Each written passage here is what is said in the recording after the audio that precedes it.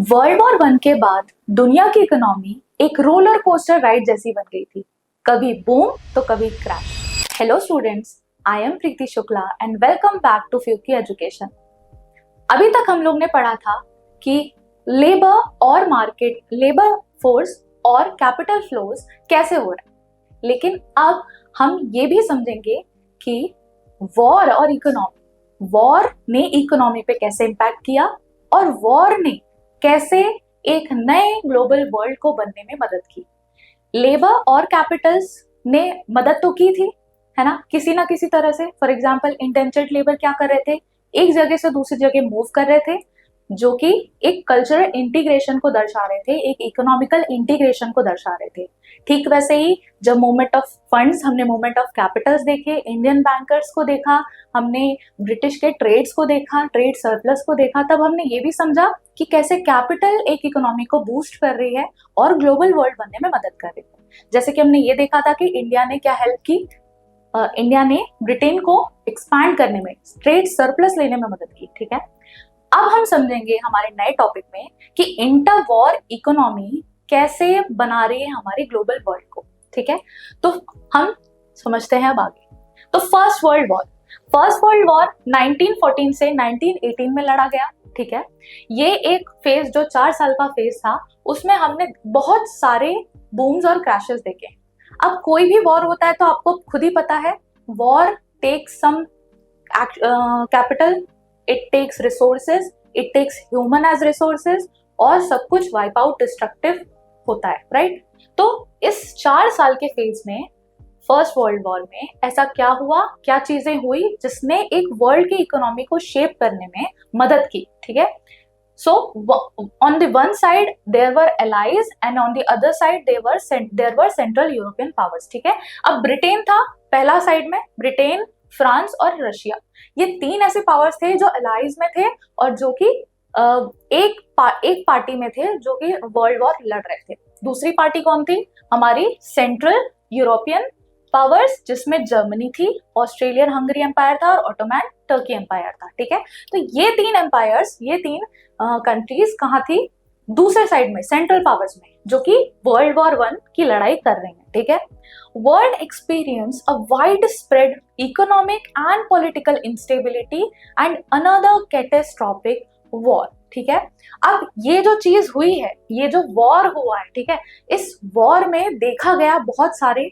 Wide spread what, economic and political instability. ठीक है, कभी भी वॉर होता है, हमने अभी वॉर लाइक सिचुएशंस को एक्सपीरियंस किया है। फॉर एग्जांपल इंडिया और पाकिस्तान में जो भी अभी पहलगाम का जो अटैक हुआ था, उसके रिस्पॉन्स में जो फाइट हमने देखी, वो एक प्री वॉर का एक आउटलुक देखा था। ठीक है, उस सिचुएशन, वॉर लाइक सिचुएशन को हमने एक्सपीरियंस की, राइट। लेकिन जब वॉर एक्चुअली में हुआ तो वो बहुत ज्यादा डिस्ट्रक्टिव रहा। ठीक है, उसने इकोनॉमिक और पॉलिटिकल इंस्टेबिलिटी बनाई। ठीक, अब देखो वॉर हो रहा है ना, तो उसी से एक चीज समझो कि यहाँ पे क्या हो रहा है, ग्लोबल वर्ल्ड का एक छोटा सा स्टेप और आ रहा है, ऐड हो रहा है। कैसे, जहाँ पे कुछ कंट्रीज आपस में मिलके कुछ कंट्रीज के अगेंस्ट लड़ाई कर रही हैं। ठीक है, क्या हो रहा है, कुछ कंट्रीज आपस में मिलके क्या कर रही हैं, कुछ कंट्रीज के अगेंस्ट लड़ाई कर रही हैं, और किसी चीज के लिए, किस चीज के लिए, रिसोर्सेज के लिए, किसी रिसोर्सेज के लिए, अपॉर्चुनिटीज के लिए, किसी चीज के लिए तो लड़ रही है। ठीक है, सो हमने ये पहली बार देखा कि बड़े बड़े पावर्स क्या कर रहे हैं, आपस में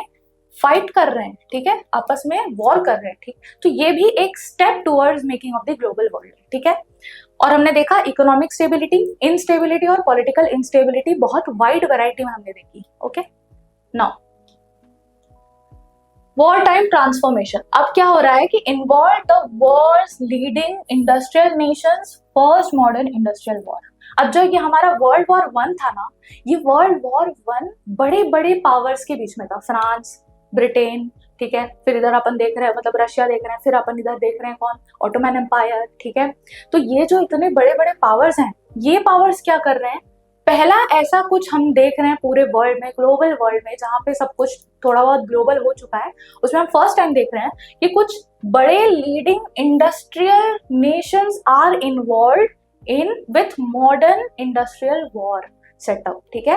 मतलब अभी तक वॉर कैसा होता था, वो हाथी घोड़ा लेके आते थे, लड़ाई करते थे, ठीक है, कैवलरीज लेके आते थे, ठीक, ये सबसे इन्फेंट्रीज वगैरह से लड़ाई होती थी, स्टैंडिंग आर्मी रहती थी, ठीक है। लेकिन हमने अब देखा कि भाई कुछ नया चीज आई है, कोई नया सिस्टम आया, टेक्नोलॉजी का और इंडस्ट्रीज का यूज हो रहा है वॉर करने में।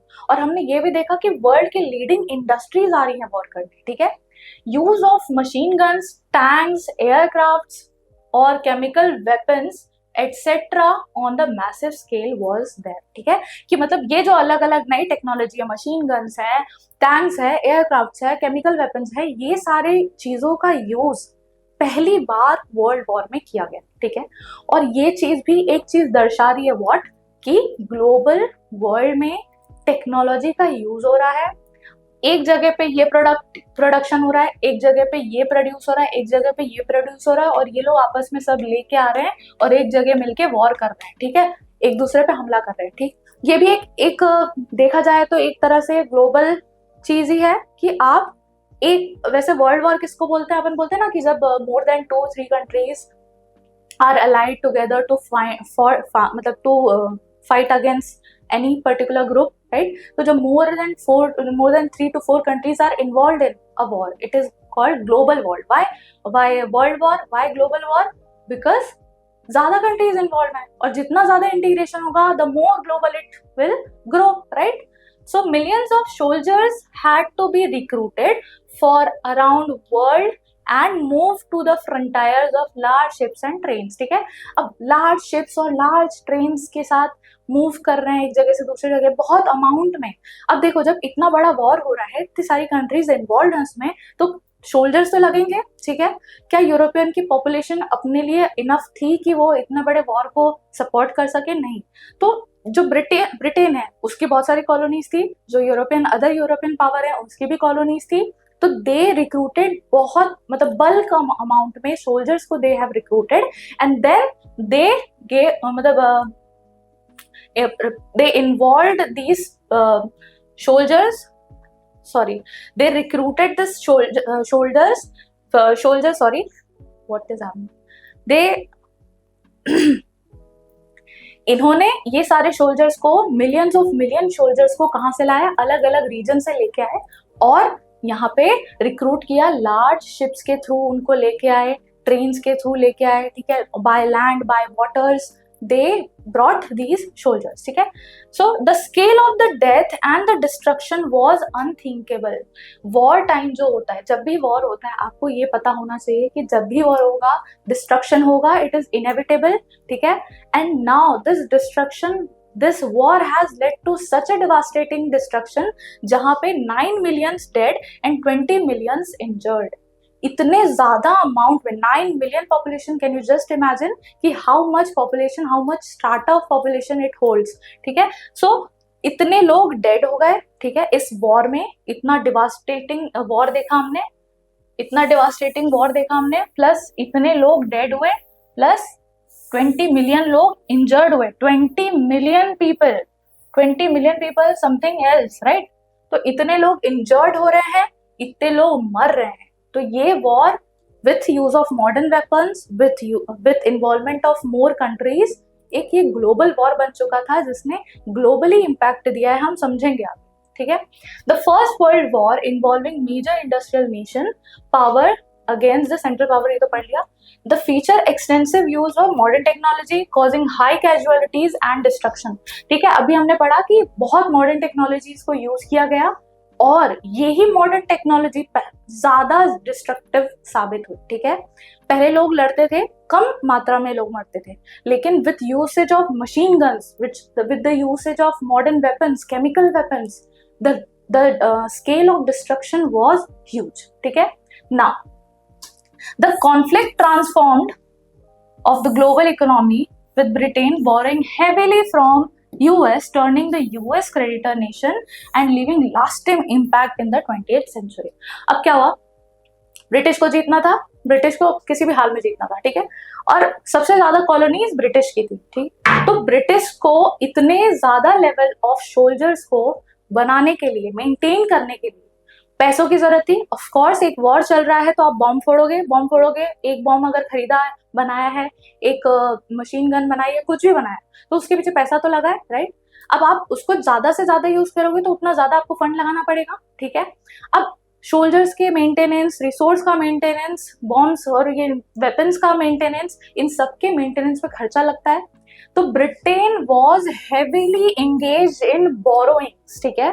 अब ये यूएस से क्यों बोरो कर रहा है, ठीक है, ये यूएस से क्यों बोरो कर रहा है। अब देखो यूएस है ना, अपॉर्चुनिटी ग्रैब कर ली, ठीक है। उन्होंने देखा कि लोग लड़ रहे हैं, लोग मर रहे हैं, ये लोग आपस में ही लड़ मर रहे हैं, ठीक है। तो there is a huge opportunity कि मैं अपने कैपिटल्स को यूज करूं, ठीक है, मैं अपने फंड्स को यूज करूं इन लोगों को फंड करने के लिए। तो यूएस ने क्या किया, ब्रिटेन को फंड करना शुरू कर दिया, जहां पे इसको इंटरेस्ट मिलने लगा, ठीक है।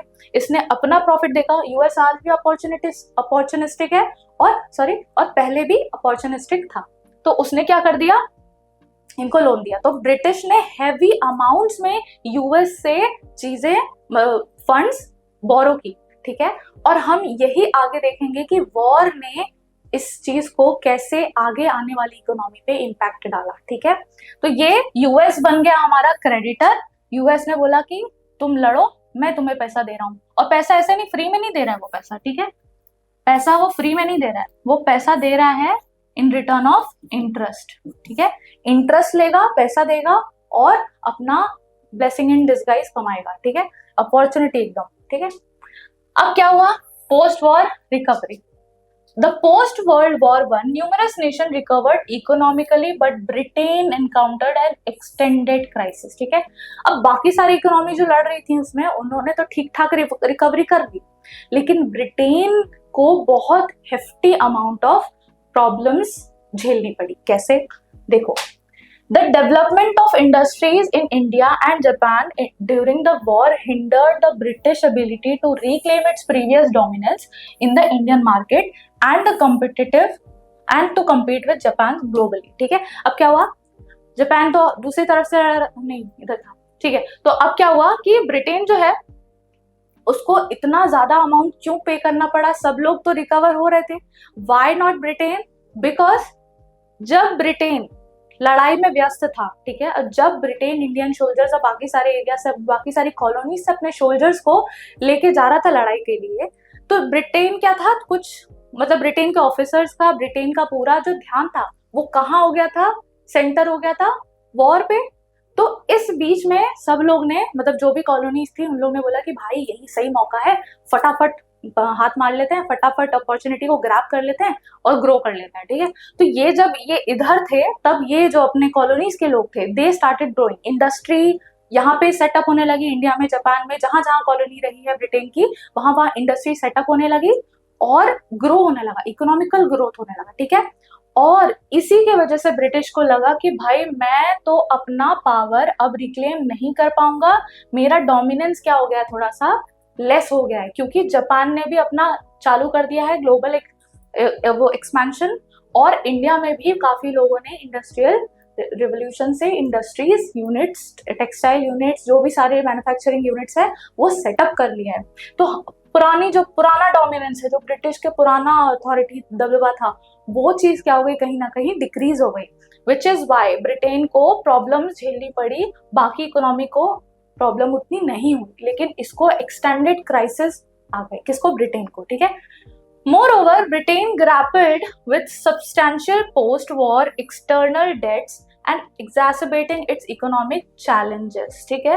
अब क्या हुआ, यही चीज है कि ब्रिटेन जब अपनी ही कॉलोनीज में स्ट्रगल करने लगा डोमिनेंस के लिए, ठीक है, इतना सारा रिसोर्स वेस्ट हुआ, यूएस से उसने खर्चा ले रखा है अपना, बहुत सारा बोरोइंग्स ले रखी है, उसको पे करना है, ठीक है। लेकिन यहाँ डोमिनेंस उसका कम हो रहा है, रेवेन्यू कहाँ से आएगा, यहीं से आएगा, कॉलोनीज से आएगा, बट कॉलोनीज थोड़ा सा रिलेक्टेंट बन गई थी ब्रिटिश से, इसलिए ब्रिटिश को की जो सिचुएशन है वो एक्सासबेट होने लगी, ठीक है।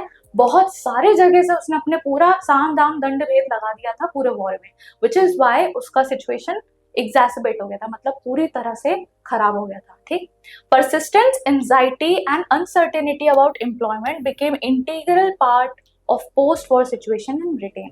अब क्या हुआ, mainly male members of society, they go to fight in a war, right. तो ज्यादा से ज्यादा जो लोग थे और मतलब इंडिया के तो थे ही, लेकिन उधर के लोग, चाइना के भी थे, मतलब जितने भी कॉलोनीज है वहां के तो सोल्जर्स थे ही थे, लेकिन ब्रिटेन के खुद के अपने लोग तो थे, राइट। और उनकी जो पॉपुलेशन थी वो भी कम हो गई, मतलब मेन जो वर्किंग मेंबर्स थे वो कम हो गए, राइट। तो अनएम्प्लॉयमेंट की सिचुएशन बढ़ गई, प्लस रिसोर्स कम हो गए, डेट्स बढ़ते जा रहे हैं, कर्जा बढ़ता जा रहा है, बढ़ गया क्योंकि उसको यूएस को देना है, ठीक है। तो उसके जितने भी डेट्स है, सब कुछ थे, सब बढ़ गए और रिसोर्स उतने ही कम हो गए, विच इज वाई एक पोस्ट वॉर सिचुएशन में अनएम्प्लॉयमेंट की सिचुएशन ज्यादा ही पॉपुलर हो गई। मतलब एक अनसर्टेनिटी अबाउट एम्प्लॉयमेंट, मतलब अनसर्टेनिटी ऑफ एम्प्लॉयमेंट मतलब ये होता है कि जब आपको नहीं पता है कि एम्प्लॉयमेंट होगी या नहीं हुई, दैट इज अल्टीमेटली अनएम्प्लॉयमेंट, ठीक है। Now became integral to the situation, ठीक है। ये चीज हो गई, मतलब बिल्कुल एकदम मेन फीचर बन गया ब्रिटेन इकोनॉमी का कि वहां पे अनएम्प्लॉयमेंट है, ठीक। In general the post war era presented formidable challenges for Britain, necessitating adaptation to evolving economic dynamics, emerging global competitors। अब क्या हुआ, इसने मतलब ये जो वॉर हुआ ना, वो सबसे ज्यादा अफेक्ट ब्रिटेन को किया। एक फॉर्मिडेबल चैलेंज, मतलब बहुत ही ज्यादा बड़ा चैलेंज पोज किया, और इवॉल्विंग इकोनॉमिक डायनामिक्स, और ये भी बताया कि ब्रिटेन को अब ऐसी कुछ चीजें अडेप्ट करनी पड़ेगी जिससे इकोनॉमिक का जो डायनामिक मतलब इकोनॉमिक्स की जो पॉलिसीज है उसको चेंज करना होगा। उसका जो एक्सपेंशन का तरीका था, उसका जो प्रोडक्शन था, उसका जो यूनिट्स थे, उसके जो जितना भी एक्सपेंशन था कॉलोनीज में, उन सबको अब इस तरह से चेंज करना पड़ेगा कि जो ब्रिटेन की जो इकोनॉमी है, जो सिचुएशन है, जो पूरी वर्स्ट हो चुकी है, उसको रिवाइव किया जा सके, ठीक है।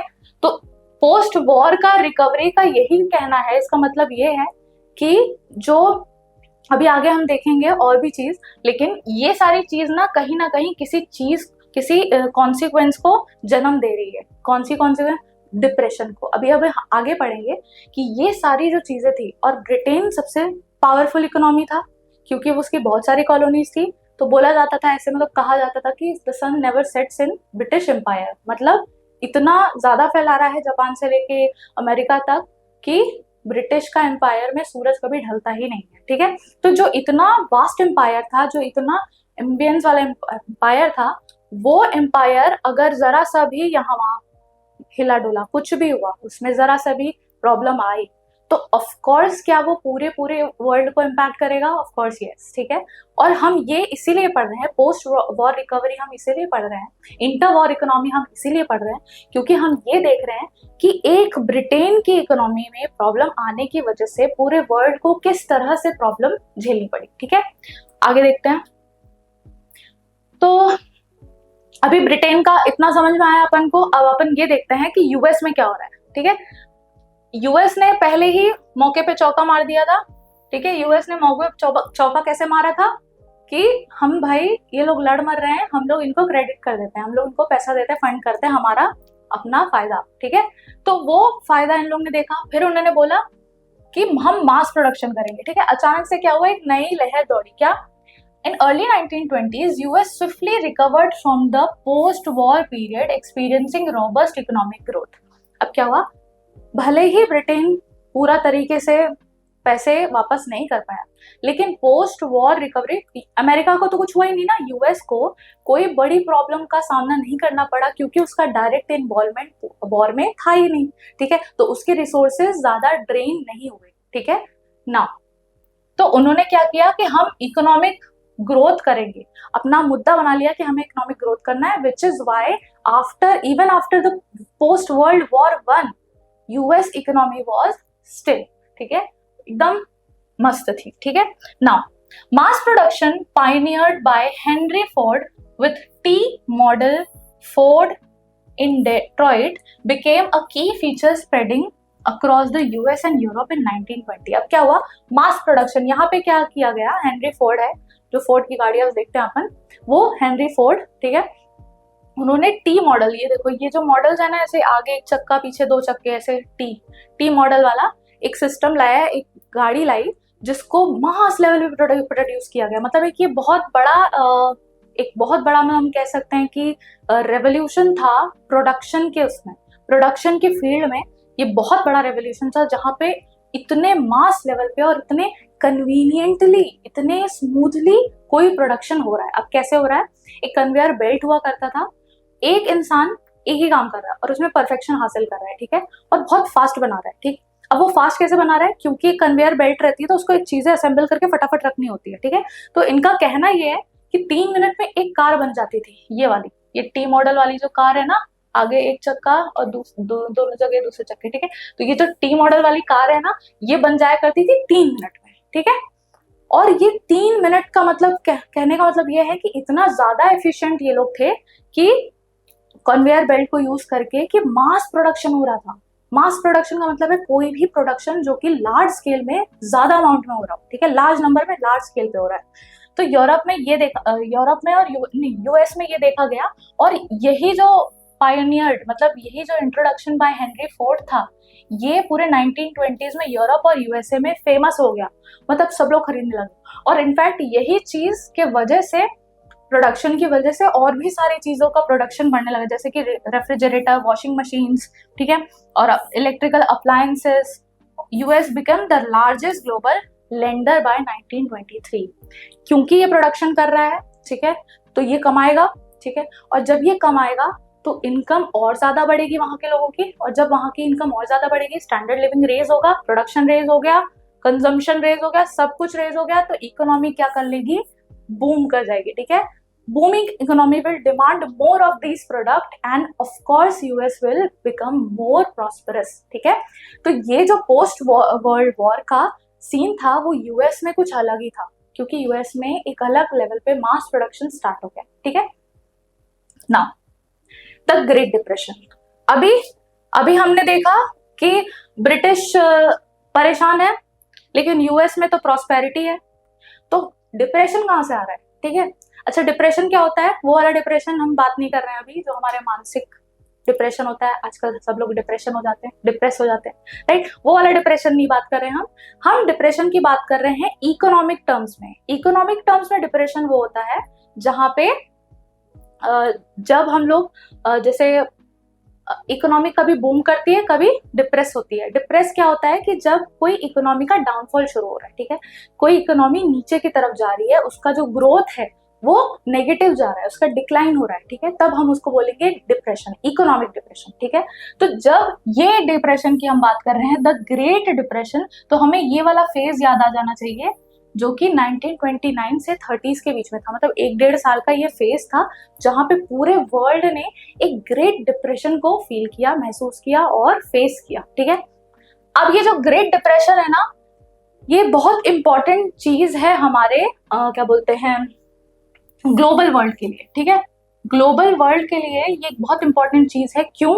क्योंकि अगर ग्लोबल वर्ल्ड नहीं होता, अगर कनेक्टिविटी नहीं होती, अगर इंटीग्रेशन नहीं हुआ होता, अगर एक जगह से दूसरी जगह लेबर्स का, कैपिटल्स का, किसी चीज का मूवमेंट नहीं हुआ होता, तो ये ग्रेट डिप्रेशन कभी इम्पैक्ट करता ही नहीं, आता ही नहीं कभी, ठीक है।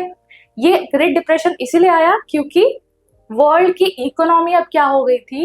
इंटरकनेक्टेड हो गई थी, ठीक है। देखते हैं globally the great depression span 1920 to 1930. Globally during this time there were severe declines in production, employment, income and trade, ठीक है। अब यहाँ पे हम देख रहे हैं कि बहुत बड़े लेवल पे एम्प्लॉयमेंट में डिक्रीज हो गया, इनकम में डिक्रीज हो गया, ट्रेड में डिक्रीज हो गया और प्रोडक्शन में डिक्रीज हो गया। अभी तो हमने देखा था कि यूएस में प्रोडक्शन बहुत ही इंक्रीज हो रहा है, बहुत लेवल पे इंक्रीज हो रहा है, पर अचानक से हम ये क्यों देख रहे हैं कि प्रोडक्शन में डिक्रीज हो गया, इकोनॉमी कम हो रही है, इनकम कम हो रही है, एम्प्लॉयमेंट कम हो रही है? The depression resulted from combination of factors including the agricultural over production. देखो, वॉर का एक इम्पैक्ट रहेगा कि रिसोर्स कम हो गए, ठीक, रिसोर्स कम हो गए तो क्या हो गया? प्रॉब्लम होने लगी, अनएम्प्लॉयमेंट की सिचुएशन आ गई, पॉपुलेशन को भी बहुत फर्क पड़ा, ठीक है। लेकिन एग्रीकल्चरल ओवर प्रोडक्शन से, एग्रीकल्चरल इंक्रीज हो रहा है, ओवर प्रोडक्शन से ग्रेट डिप्रेशन क्यों आ रहा है? क्यों ये एक one of the major factor बोला जा रहा है over production? Agricultural over production क्या हो रहा है कि जब भी आप जरूरत, देखो क्या हुआ, जब वॉर हुआ तो क्या हुआ? प्रॉब्लम हो गई, खाने की कमी हो गई, क्योंकि जितना चाहिए था डिमांड उतना था नहीं, ठीक है। लेकिन अब क्या हुआ कि जब सब लोग ने देखा वॉर हो रहा है तो सब लोग प्रोड्यूस करने लगे ज्यादा से ज्यादा, ठीक। अब ज्यादा से ज्यादा प्रोड्यूस करने लगे तो पोस्ट वॉर के बाद यूज तो हुआ, लेकिन अब क्या हुआ, बहुत ज्यादा प्रोडक्शन हो गया, और जब बहुत ज्यादा प्रोडक्शन हो जाता है ना तो उसकी प्राइस कम हो जाती है, ठीक है। प्रोडक्शन प्रोडक्शन अगर इंक्रीज हो रहा है तो प्राइस हो जाएगी डिक्रीज हो जाएगी, ठीक है। अब क्या हुआ, प्राइस डिक्रीज हो रही है तो लोगों को उतना दाम नहीं मिल रहा है, दाम नहीं मिल रहा है तो वो लोग सर्वाइव नहीं कर पाएंगे, ठीक है। खाने को तो है लेकिन और भी चीजें चाहिए, ठीक है। तो एक इकोनॉमी को डिस्टर्ब कर दिया इस एग्रीकल्चरल ओवर प्रोडक्शन ने, ठीक है। प्राइस गिरती गई इतनी ज्यादा गिर गई कि उन लोगों को जितना उन्होंने लगाया था उस क्रॉप में, जितनी लागत थी उतना उनको मिला नहीं रिटर्न, ठीक है। Many countries had financed their investments through US loans and withdrawal of these loans widespread repercussion, ठीक है। अब क्या हो रहा है कि यूएस ने क्या किया, पहले तो बहुत लोन दिए, ठीक है, भर भर के लोन दे रहे हैं, ठीक है। लेकिन बट इवेंचुअली क्या हुआ, अचानक से उन लोग ने बोला कि नहीं, हम देख रहे हैं प्राइस में डिक्रीज हो रहा है, ठीक है, और लोगों की इनकम, जैसे ही प्राइस में डिक्रीज होगा इनकम कम हो जाएगी लोगों की, तो जैसे ही इनकम कम हुई यूएस को समझ में आ गया कि ये लोग they are not willing to pay us back, ठीक है। And which is why US withdrew its credit facility, ठीक है। क्या हुआ, जो वो लोन दे रहा था उसने उसको विथड्रॉ कर लिया। अब यूएस तो प्रॉस्पेरिटी में था लेकिन उसने क्या कर दिया, विथड्रॉ कर लिया, जिसकी वजह से जो लोग यूएस पे डिपेंडेंट थे कि इनसे लोन लेके हम जी लेंगे, अब उन लोगों का वो सोर्स भी बंद हो गया। विच इज वाई इसका रिपरकशन इतना ज्यादा हैवी देखा गया कि हम उसको ग्रेट डिप्रेशन का नाम दे रहे हैं, ठीक है। The unfortunate collapse of US banking system occurred as a thousands of bank went bankrupt were compelled to close। अब क्या हुआ, देखो यूएस नो डाउट बहुत अच्छा था फंड करने के लिए, ठीक है, उसके पास वास्ट रिसोर्सेज है और उसने अपना बैंकिंग सिस्टम बहुत अच्छे से बना के रखा था। But what happened actually was कि इन्होंने लोन दिया था ब्रिटेन को, वॉर में हुआ, वॉर से ब्रिटेन को नुकसान हुआ, ब्रिटेन और people, agriculture over production, price बढ़ा, प्राइस कम हुआ, प्रोडक्शन बढ़ा, प्राइस कम हुआ, इनकम कम हुआ, विच इज वाई लोग, people were not able, they were unable to pay back the loans, right. And जिसकी वजह से यूएस में जो बैंकिंग सिस्टम था वो हिल गया, क्यों, वो डिस्टर्ब हो गया, क्यों, क्योंकि जब लोन जो उन्होंने दिया था वो पे बैक नहीं हो रहा है तो वो जो बैंकिंग का एक मनी का साइकिल होता है वो डिस्टर्ब होगा, और वो डिस्टर्ब होगा तो बैंक भी क्या हो जाएंगे, बैंकरप्ट हो जाएंगे, ठीक है, क्योंकि उन्होंने लोगों का पैसा बैंक में रखा था और वो पैसा उन्होंने लोन पे दिया हुआ था। अब अगर वो लोग वापस नहीं दे पा रहे हैं तो ऑफकोर्स बैंक के पास तो पैसा नहीं होगा ना कि अपने जिनका डिपॉजिट्स उनके पास है उनको वापस कर सके, which is why ultimately we see the great repercussion of this loan system on the Britain as well as on the US banks, ठीक है। अब next is India and the great depression. अच्छा, अब इंडिया के context में देखो कि great depression India के कंटेक्स्ट में क्या कर रहा है, the great depression significantly hit the Indian trade causing sharp decline in the agriculture prices. India में भी एग्रीकल्चर प्राइसेस कम हो गए। देखो बहुत सिंपल है, प्राइस अगर कम होता है लोगों की इनकम कम हो जाएगी, ठीक है। अगर किसी भी चीज मैंने उगाया है 60 रुपीज पर उस पे, ठीक है, अगर मुझे 60 रुपीज नहीं मिल रहा है तो चलो मुझे 30 ही मिल जाए, 30 भी नहीं मिल रहा है मुझे 10 ही मिल रहा है, तो मेरी जो इनकम, जो मेरी लागत है वो तो क्या हो रही है, उतनी है, लेकिन मेरी इनकम डिग्रेड हो गई। अब मैं उस लागत को उसमें कॉम्प्रोमाइज करूं या अपनी फैमिली को फीड करूं, क्या करूं, राइट। तो ये जो शार्प डिक्लाइन है, मतलब एकदम कम तक, एकदम लीस्ट पे, ये क्या कर रही है, इनकम को अफेक्ट कर रही है, और which is why we see the also the decline in the income and also decline in the also increase in the depression, ठीक है। तो नेक्स्ट लाइन में अपन देखते हैं, despite the economic downturn, the colonial government persisted in maintaining high revenue demands, worsening the situation। अब क्या हुआ, British को पैसा चाहिए था, इंडिया की बात कर रहे हैं, इंडिया स्पेसिफिक, ठीक है, तो ब्रिटिश को पैसे चाहिए, ठीक है। तो अब वो ब्रिटिश को जब पैसे चाहिए तो वो लोग क्या कर रहे हैं, लोगों को जबरदस्ती फोर्स कर रहे हैं कि तुम हमें रेवेन्यू दो। Even though agriculture prices are declining, even though the income is declining, British are compelling the people, the Indian farmers to pay revenue. So this compulsion resulted in what? Worsening of the situation. How? भाई जबरदस्ती आप, उनकी income वैसे ही कम है, आप उनसे और revenue लोगे तो क्या people will be able to pay back their debts, और even they will pay back their revenue, or even they can survive by themselves? No, clearly not, right? So India's economic strain increased and it became next net importers of precious metal, notably gold. अब क्या हुआ, India क्या है ना, अच्छा gold का एक बहुत इंपॉर्टेंट चीज है, गोल्ड बहुत इंपॉर्टेंट है अपने यहाँ फैमिलीज में देखते हैं अपन यूजुअली वुमेन्स को इससे टर्म किया जाता है कि they love gold, they love to collect gold, right? पर वो एक बहुत इंपॉर्टेंट रोल प्ले करता है जब भी your family is in crisis, ठीक है? Whenever there is no savings, ठीक है, whenever there is no, मतलब कोई भी क्राइसिस होता है, कैश का क्राइसिस अगर हो गया, ठीक है, मनी का क्राइसिस होगा, मनी क्या है, एक डेरोगेटरी चीज है, मतलब जहाँ पे आपको बस एक बता दिया गया कि हाँ ये इसकी वैल्यू है, ये पेपर है और ये इतना वैल्यू इसके लिए पे करेगा, राइट?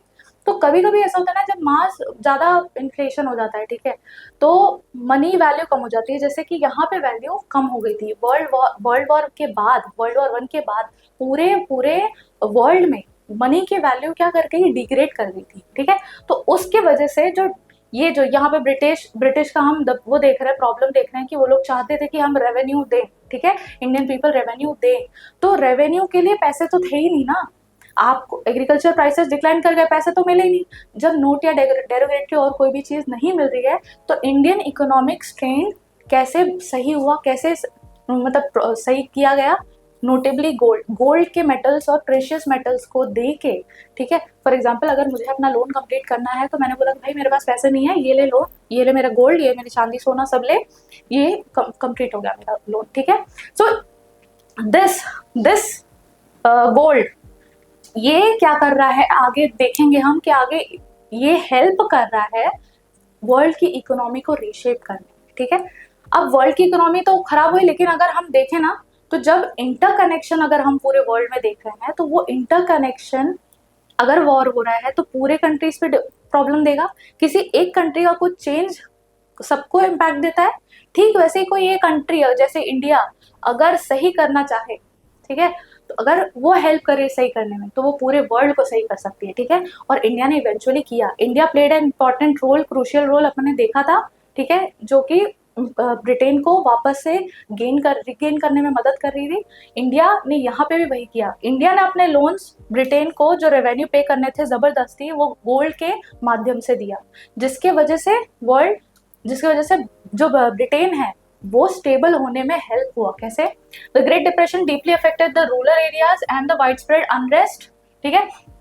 जो ब्रिटेन है यहाँ से गोल्ड लेके जा रहा है तो अपने भी टर्म जो इकोनॉमिक डेट्स है वो गोल्ड में क्या कर रहा है, खत्म कर रहा है, ठीक है? जिसकी वजह से एक फ्लो ऑफ गोल्ड, एक प्रेशियस मेटल का फ्लो कहीं ना कहीं उस डिप्रेशन को थोड़ा सा कम करने में हेल्प करता है, ठीक है?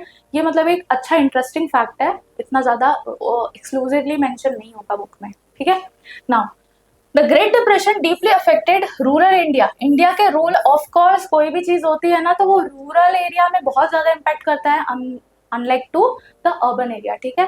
अर्बन एरिया में क्या होता है, लोग ऑलरेडी थोड़े बहुत स्टेबल पोजीशन में होते हैं, ठीक है, वो कहीं ना कहीं अच्छी जॉब कर रहे होते हैं, कहीं ना कहीं उनमें सेविंग्स कर रही होती है, लेकिन जो एग्रीकल्चर इकोनॉमी है, जब एग्रीकल्चरल प्राइसेस डिक्रीज करेंगे तो मेजर प्रॉब्लम यह है कि एग्रीकल्चरल इकोनॉमी ही ज्यादा सफर करेगी, ठीक है? तो रूरल एरिया क्या होता है, एग्रीकल्चर से ओरिएंटेड होता है, तो यही सबसे ज्यादा इम्पैक्ट होगा, ठीक है? Leading to wide spread unrest in, अब वाइड स्प्रेड अनरेस्ट क्या हो रहा है, मतलब भाई रूरल परेशान है, लोग परेशान है, तो वो लोग क्या करेंगे, अगेंस्ट जाएंगे, स्ट्राइक करेंगे, प्रोटेस्ट करेंगे, वही किया इन्होंने। इन 1931 Mahatma Gandhi initiated a civil disobedience movement to at the peak of depression and with the goal of challenging the policies and practice of colonial government। तो महात्मा गांधी जी ने इस चीज का फायदा उठाया, इन्होंने बोला कि भाई तुम क्या बोलते हैं, जो भी कर रहे हो अपने वर्ल्ड वॉर में तुम लोग वो करो, लेकिन इंडिया की जो हालत है उसको सही रखने दो, हम चैलेंज करेंगे आपको, आपकी पॉलिसी सही नहीं है हमारे लिए, आपके प्रैक्टिसेस हमारे लिए सही नहीं है, और हमारे रूरल पीपल क्या हो रहे हैं, अफेक्ट हो रहे हैं आपकी वजह से, ठीक है? तो ये सिविल डिसोबीडियंस मूवमेंट भी हम देख रहे हैं, एक बहुत बड़ी चीज जो कि ग्लोबल वर्ल्ड के इम्पैक्ट के थ्रू हमको इंडिया में देख रहे हैं हम इंडिया में, ठीक है? तो ये चीज एक बहुत इंपॉर्टेंट पार्ट हो गई, ठीक है। अब हम ये देख रहे हैं कि ये लोग हैं, ये देखो अनएम्प्लॉयमेंट, मतलब ये तुम्हारे टेक्स्ट बुक में लिखा है, मैंने लास्ट में ऐड किया है, तो जस्ट फॉर अ रेफरेंस कि हाँ समझ लो क्या है। ये देखो ये लाइंस लगी हुई हैं अनएम्प्लॉयमेंट की ब्रिटेन पीपल में, ठीक है। और ये है हमारा माइग्रेंट एग्रीकल्चर वर्कर, जो कि फैमिली मतलब जो कि एक जगह से दूसरी जगह गया है, ग्रेट डिप्रेशन के थ्रू उनको खाने पीने की प्रॉब्लम हो रही है, खाना पीना भी नहीं मिल रहा है, ये लोग बहुत ही टेंट में सर्वाइव कर रहे हैं, ठीक है। ये ग्रेट डिप्रेशन के टाइम का है, ठीक है। Now people lining for the unemployment, मतलब यही है, अनएम्प्लॉयमेंट है तो उनको एम्प्लॉयमेंट चाहिए, उसके लिए लोग लाइन कर रहे हैं। ये बहुत ही एंड में ऐड किया मैंने, सिर्फ बताने के लिए कि हाँ ये कुछ पिक्चर्स आपके एनसीईआरटी में दी गई, ठीक है। सो यहाँ तक हम लोग ने अभी तक समझ लिया कि inter war economy, post world war और ग्रेट डिप्रेशन, ये सब चीजें वॉर कैसे इम्पैक्ट कर रहा है, वॉर क्या हो रहा है, बहुत सारे लोगों के बीच में हो रहा है, बहुत सारे कंट्रीज के बीच में हो रहा है, ठीक है। और ये वॉर कैसे इम्पैक्ट कर रहा है एक कंट्री को, और वो एक कंट्री कैसे इम्पैक्ट कर रही है पूरे वर्ल्ड को, क्योंकि उस एक कंट्री का ग्लोबल प्रेजेंस है, तो इंटीग्रेशन और इंटरकनेक्शन हो गया है, which is why each and every country was impacted, even though US was also impacted, affected by the problem happening in the Britain, ठीक है, ठीक है। तो इसी के साथ हम लोग इस टॉपिक को यहाँ पे खत्म करते हैं। इंटर वॉर इकोनॉमी और इंटीग्रेटेड इकोनॉमी और इंटर वर्ल्ड वॉर, इन्होंने हमें ये बताया कि वर्ल्ड कितना कनेक्टेड है, और जब ये वर्ल्ड में एक कंट्री के या एक भी कोने में कुछ भी होता है तो वो पूरे वर्ल्ड पे इम्पैक्ट करता है। तो इसी के साथ हम इस लेक्चर को यहाँ पे खत्म करते हैं, और अगर आपको ये वीडियो पसंद आए, ये लेक्चर पसंद आए, तो इसे लाइक करें, सब्सक्राइब करें और शेयर करें, और फ्यूकी एजुकेशन आप को डाउनलोड करें। Thank you.